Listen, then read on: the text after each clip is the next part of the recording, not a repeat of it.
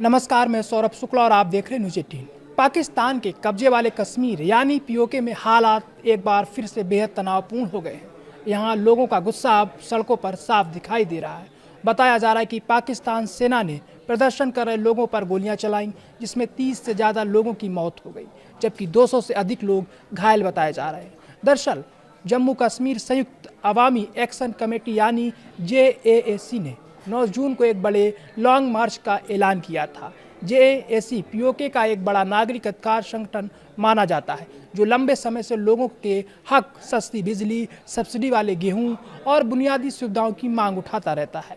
PoK के लोगों का आरोप है कि पाकिस्तान उनकी जमीन, पानी और दूसरे प्राकृतिक संसाधनों का इस्तेमाल तो करता है, लेकिन बदले में उन्हें ना तो विकास मिलता है और ना ही बराबरी का अधिकार। इसी नाराजगी को लेकर पिछले कई महीनों से लगातार प्रदर्शन हो रहे थे। विरोध का सबसे बड़ा केंद्र रावलकोट बना हुआ है। आंदोलनकारियों का आरोप है कि लॉन्ग मार्च से पहले ही पाकिस्तान की सरकार ने JAAC को आतंकवादी संगठन घोषित कर दिया और उसके कार्यकर्ताओं पर कार्रवाई शुरू कर दी। इतना ही नहीं, पूरे इलाके में इंटरनेट सेवाएं भी बंद कर दी गईं, जिससे लोगों का एक दूसरे से संपर्क टूट गया। बताया जा रहा है कि पाकिस्तान सरकार को पहले से अंदेशा था कि हालात बिगड़ सकते हैं।